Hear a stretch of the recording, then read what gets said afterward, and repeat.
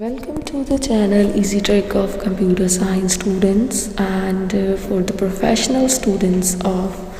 computer science as well as those students who learn the basic knowledge of software development, that how to develop the software, that content under the new series batch of software engineering for the professional students of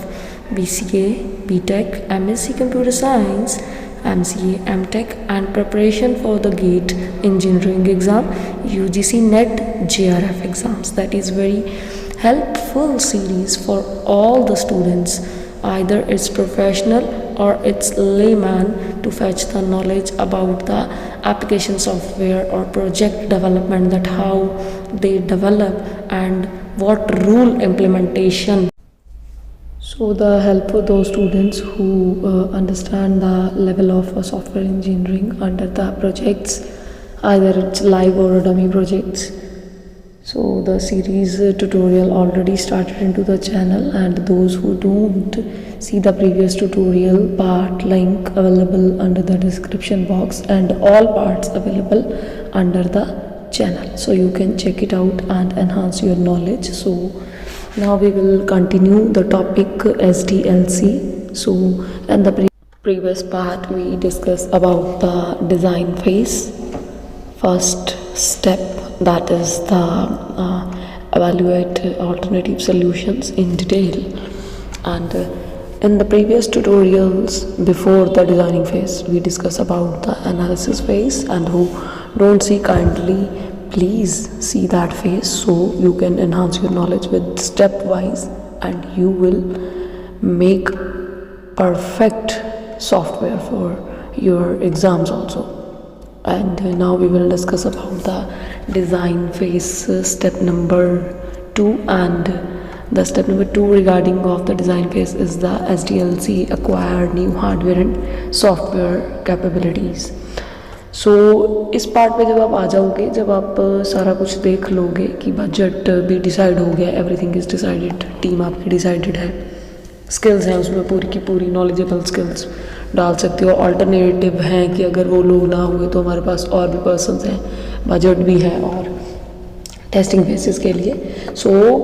इस part पे हम hardware और software requirement को भी देखेंगे design phase में, कि अगर इन फ्यूचर हमें किसी भी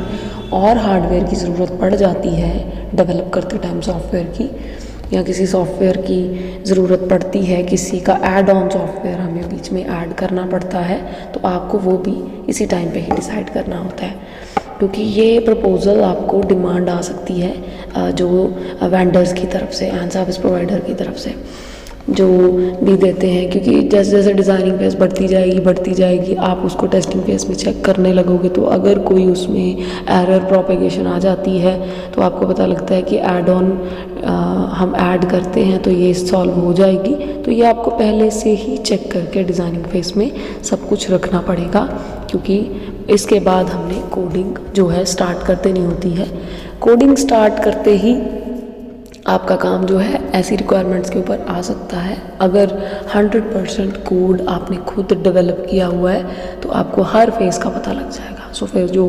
नेक्स्ट स्टेप आएगा इसके आगे, तो इसमें हम एक्चुअल पार्ट डिज़ाइन करेंगे अब, जिसमें फ्रंट एंड जो दोगे आप यूज़र को वो ग्राफिकल यूज़र इंटरफेस होना चाहिए,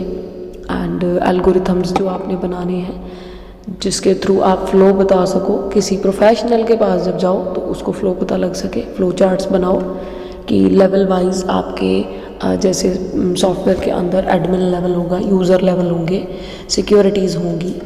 आपने कोई कस्टमर ऐड करना है, डिलीट करना है, एडिट करना है, सर्वे करना है, कुछ भी करना है, तो वो फ़्लो चार्ट में फ़्लो दिखना चाहिए कि क्या एडमिन कंट्रोल कैसे कंट्रोल कर रहा है ओवरऑल प्रोजेक्ट को, जैसे DBA कैसे कंट्रोल करता है डाटाबेस को, सेम एज दैट आपको डिज़ाइन फेज में ये सारा चेक करना पड़ेगा. After that control for navigation is that part जो आपने एडमिन पैनल के साथ जो मल्टीपल पार्ट जोड़ रखे हैं, या आगे फिर अपने कस्टमर को एक और नई सर्विस दे रहे हो, सर्विस के अंदर फॉर एग्जांपल कोई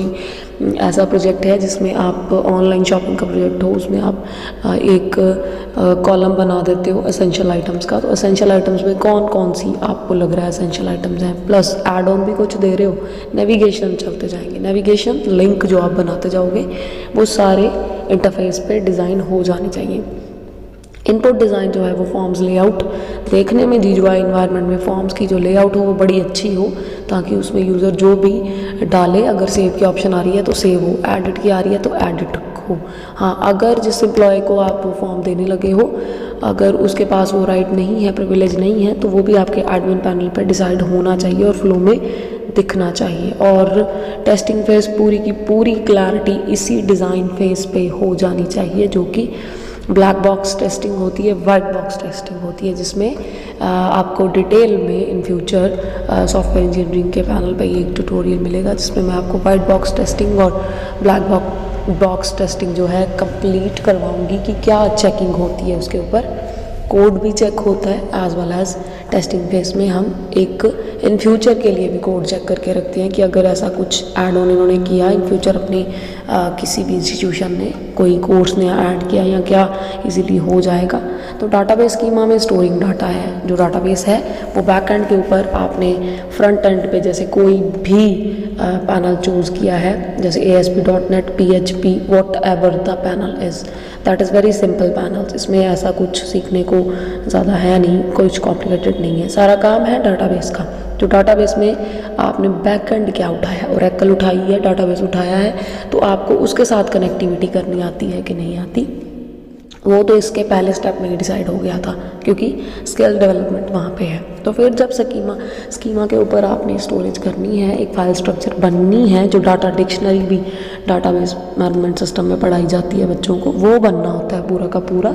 और वो फिर दिखना चाहिए। जो DFDs हैं वो भी इसी से रेडी होनी है, ER मॉडल्स, एंटिटी रिलेशनशिप क्या है, वो सब आपका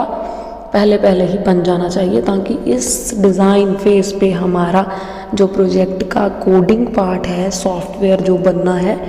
वो हमारा क्लैरिटी के अंदर होना चाहिए। चेंजेस जो भी हैं वो इसी फेज पे ही होने हैं कोड के अंदर। बार बार फ्लो को चला के देखो कि आपके प्रोजेक्ट की जो रिक्वायरमेंट थी क्या वो पूरी हो रही है तो फिर नेक्स्ट स्टेप पे फॉरवर्ड करो, नहीं हो रही तो इसी स्टेप के ऊपर एनालाइज करो दोबारा से कि क्या हमने कौन सा पार्ट ऐसा छोड़ दिया है कि जो फ्लो हमने एक सिनॉप्सिस के अंदर, क्योंकि प्रोजेक्ट दिन से पहले एक सिनॉप्सिस आपका सबमिट होता है जिसमें कि समराइज्ड पोर्शन होता है पूरे प्रोजेक्ट का कि आपने पूरे प्रोजेक्ट में करना क्या है, और उस सिनॉप्सिस में आपने जो दे दिया उसको आप इन फ्यूचर चेंज नहीं कर सकते। सिनॉप्सिस के अकॉर्डिंग टू चेक करो कि क्या उसमें जो फ्लो वाकई हमने एनालाइज करके दिया था, एनालाइज के स्टेप इसीलिए ही मैटर करते हैं सबसे ज़्यादा, एनालाइज करके दिया था, क्या वो एक्चुअली में वर्क कर रहे हैं तो आगे वाले स्टेप में जाइए, नहीं कर रहे तो यहीं से ही अपने स्टेप पे बैक आके चेक कीजिए कि हमने डिज़ाइन फेज में कहाँ गलती कर दी है सिनॉप्सिस के बाद। सो इसके बाद का जो स्टेप होगा कैरी फॉरवर्ड, वो नेक्स्ट पार्ट का होगा,